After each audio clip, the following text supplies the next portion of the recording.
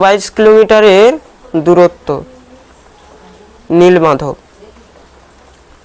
জগন্নাথ পুরী থেকে মাত্র ওই 20 থেকে 30 কিলোমিটারের দূরত্ব হবে নীলমাধব। কেউ যদি পুরী দর্শন করতে গেছেন, কেউ যদি নীলমাধব না দর্শন করলেন, তাহলে পুরী যাওয়াই বৃথা।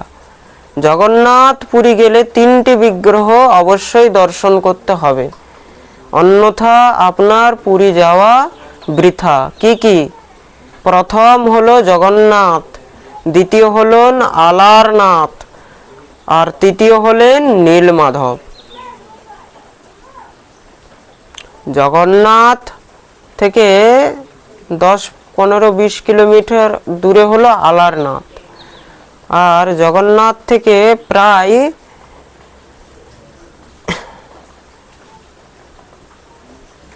100 বা 100 কিলোমিটার দূরে হলো নীলমাধব। এবার যখন আপনারা যাবেন পুরী, তখন অবশ্যই নীলমাধব দর্শন করবেন। আর এই নীলমাধব কি? সত্য যুগের দেবতা, সেখানে সত্য যুগ থেকে বসে রয়েছে। তিনি সেবার অভাবে রাজাকে স্বপ্নাদেশ করেছিলেন, কিন্তু বিশ্বাবসু নীলমাধবের সেবা আরম্ভ করে দিয়েছে। করতে করতে নীলমাধব বিশ্বাবসুর সেবাতে এত সন্তুষ্ট হয়ে গেছে যে তিনি বিশ্বাবসুর সঙ্গে আনন্দে মেতে রয়েছে। এইদিকে রাজাকে যে স্বপ্নাদেশ করেছিলেন, তার জন্য রাজা খুঁজতে পাঠিয়েছে। তা সেই বিদ্যাপতি ব্রাহ্মণ খুঁজতে খুঁজতে ব্রহ্মাদ্রি পর্বতের মধ্যে মহানদীর ওখানে গিয়ে সেখানে কি দেখছে? সেখানে মহারাজ সেই শবরদের ছেলে মেয়েদের মধ্যে খেলা হচ্ছে। তার মধ্যে সেই শবরদের রাজা বিশ্বাবসুর কন্যা, তার নাম হলো ললিতা। সেই ললিতা সেখানে খেলছে। খেলতে খেলতে চোখ বন্ধ করে খোঁজাখুঁজি খেলে না, লুকোচুরি। ওই একজন চোখ বেঁধে দেওয়া হয় আর বাকি চারদিক দিয়ে খোঁজে। ওই সেখানেই বিদ্যাপতি গিয়ে উপস্থিত হয়েছে, আর সঙ্গে সঙ্গে ললিতা গিয়ে বিদ্যাপতিকে স্পর্শ করে দিয়েছে। আর স্পর্শ করতে কিছু পরপুরুষ বিচার করতে ভয়েই যখনই পেছনের দিকে সরেছে, মহানদীতে পড়ার অবস্থা হয়ে যাচ্ছে। মনে হলো বোধহয় এক্ষুনি মহানদীতে পড়ে যাবে। সঙ্গে সঙ্গে বিদ্যাপতি তাকে জড়িয়ে ধরলেন। জড়িয়ে ধরতেই তো সেখানে সেই বিশ্বাবসুর যত সৈনিক ছিল, তারা সব দৌড়ে চলে আসলেন, এসে বন্দি বানিয়ে নিলেন বিদ্যাপতিকে। বন্দি বানিয়ে বিশ্বাবসুর সামনে নিয়ে গিয়ে উপস্থিত হয়েছেন। বিশ্বাবসু তাকে বললেন, তোমাকে তো মৃত্যুদণ্ড দেওয়া হবে। বিদ্যাপতি তো শুনেই একদম মহারাজ ভয় পেয়ে গেছে। মহারাজ, আমি কি দোষ করলাম আমাকে আপনি মৃত্যুদণ্ড দেবেন? আমাদের রাজ্যের মধ্যে এসে এখানে তুমি কিছু নিশ্চয়ই চুরি করতে এসেছো, বা তুমি কোনো গুপ্তচর হয়ে এসেছো, আর তুমি এসে আমার কন্যাকে স্পর্শ করেছো, তোমাকে মৃত্যুদণ্ড দেওয়া হবে। বিদ্যাপতি বলল, না না, এরকম জেনে বুঝে আমি কোনো স্পর্শ করিনি, এটা ভুলে স্পর্শ হয়ে গেছে। আমাকে ধরে যখনই পেছনের দিকে সরেছে, মহানদীতে পড়ে যাচ্ছিল, আর আমি তাকে ধরলাম, আমি তাকে বাঁচালাম। রাজা বিশ্বাবসু বললেন, তোমাকে একটা শর্তেই ছাড়তে পারি, তোমাকে আমার কন্যার সঙ্গে বিবাহ করতে হবে। কেন? আমাদের এখানে নিয়ম রয়েছে, যেই পুরুষ আমাদের এখানের কন্যাকে স্পর্শ করে, তাকেই সেই নারীকে বিবাহ করতে হয়। যদি তুমি না বিবাহ করো, তাহলে তুমি জীবিত থাকতে পারবে না। বিদ্যাপতি মনে মনে ভাবলেন যে আমি যদি বিবাহ করব কি করে, আমি ব্রাহ্মণ আর এরা হলো সগর জাতি। বললেন, দেখুন আমি তো ব্রাহ্মণ, আমি কি করে বিবাহ করতে পারি তোমার মেয়ের সঙ্গে? খুব বুঝাবার চেষ্টা করছেন বিশ্বাবসু, মানেন না, না না, আমি এসব শুনবো না। হয়তো তুমি বিবাহ করবে, আর নয়তো মরতে হবে। এখন বিদ্যাপতি মনে মনে বিচার করলেন, যদি মারা যায় তাহলে তো রাজার কাজ হবে না, নীলমাধবের শ্রী বিগ্রহ খুঁজে পাবো না। ঠিক আছে, নিজের কাজ পূর্ণ করার জন্য আমাকে বিবাহ করতেই হবে। তিনি তখন বিবাহ করলেন বিশ্বা বসুর কন্যা ললিতার সঙ্গে। ললিতাকে বিবাহ করে সেখানেই আছেন, আর শুধু উপায় খুঁজছেন যে কিভাবে, কোন দিন এখান থেকে কিভাবে আমি নীলমাধবকে খুঁজে আনবো। এই বিচার করতে করতে প্রায় উনি সকাল হতেই ব্রহ্ম মুহূর্তে বিশ্বা বসু চলে যায়, আবার সন্ধ্যা হলে আসেন। রোজ বলে শিকার করতে যাচ্ছি, আর আসার সময় শিকার টিকার কিছু না, আসার সময় কিছু ফলমূল নিয়ে আসে। এ তো মহা বিচিত্র জিনিস। সগর জাতি শিকার ছাড়া তারা তো থাকতে পারে না। সকালবেলা যায় আর সন্ধেবেলা ফিরে আসে, কোনো শিকার নিয়ে আসে না, ফলমূল নিয়ে আসে। আর যখন ফিরে আসে তার দেহের থেকে চন্দনের সুগন্ধ বেরোয়, অগরুর সুগন্ধ বেরোয়। একদিন তার স্ত্রী নিজের ললিতাকে বলছে যে সত্যি কথা বল, তোর বাবা রোজ কোথায় যায়?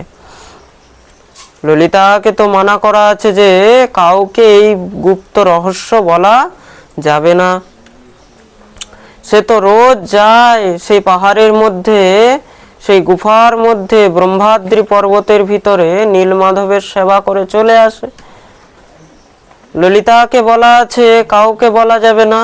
ললিতা বলল, না না, বাবা তো শিকার করতে যায়। বিদ্যাপতি বললেন, দেখ, স্বামীর কাছে কপট করতে নেই, কপট করলে কি হয়, মনে রাখবি তোর অপরাধ হবে, আমিও তোকে ত্যাগ করে চলে যাব। তোকে তো বিবাহ করেছি, তুই তো আমার স্ত্রী, আমার কাছে কোনো জিনিস গোপনীয় রাখবি না।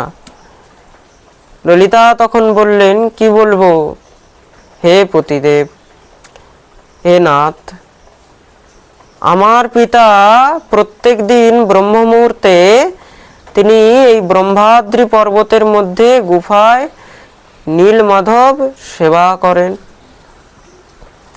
যখনই শুনেছে বিদ্যাপতি, ও হো, এই সেই নীলমাধব যিনি রাজাকে স্বপ্নাদেশ করেছেন, আহা হা, সন্ধান তো পেয়ে গেলাম, কিন্তু তাকে খুঁজে পাবো কি করে?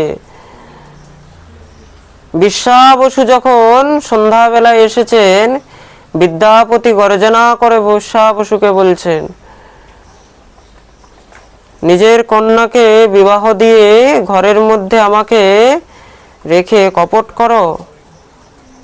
তুমি রোজ সেখানে নীলমাধব দর্শন করতে যাও, নীলমাধবের সেবা করতে যাও, আর আমাকে কি নিয়ে যাওয়ার ইচ্ছা হয় না? আমাকেও নিয়ে যেতে হবে।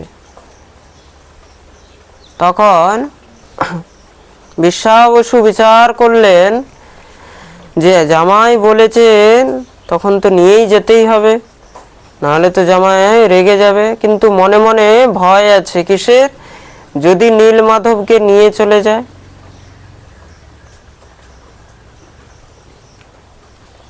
বিদ্যাপতি এখানে এসেছে কোন কারণে এসেছে, কিসের জন্য এসেছে, বিশ্বা বসু তো জানে না।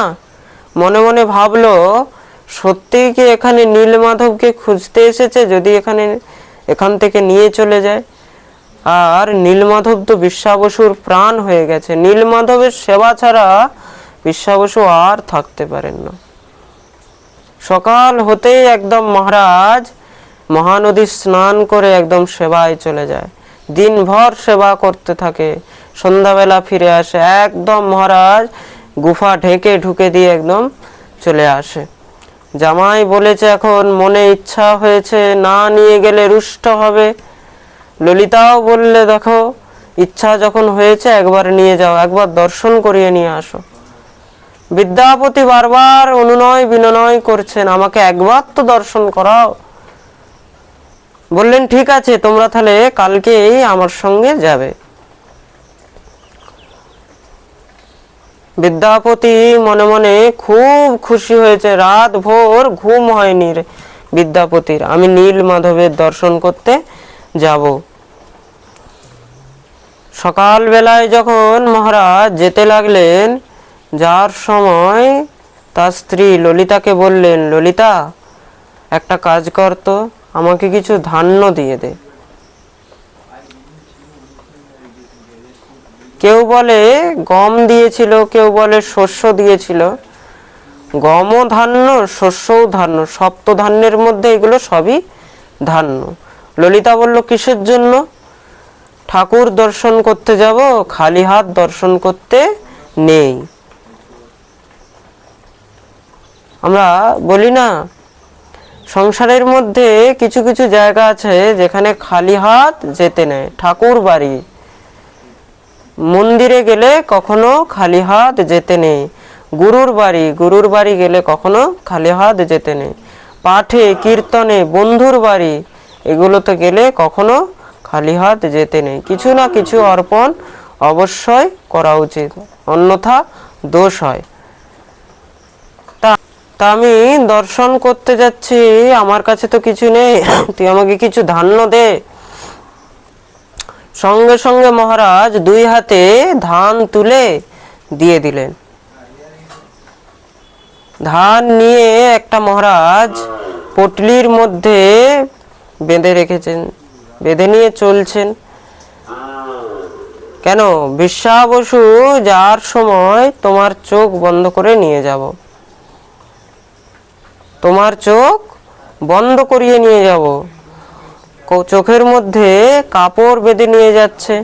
বিদ্যাপতি জানে যে চোখ বন্ধ করে দিলে আমি চিনতে পারবো না, জানতে পারবো না। তো বিদ্যাপতি যখন চলছেন, আস্তে আস্তে দুইটা চারটা করে ধান রাস্তায় ফেলে ফেলে দিয়ে যাচ্ছে। যখনই গিয়ে উপস্থিত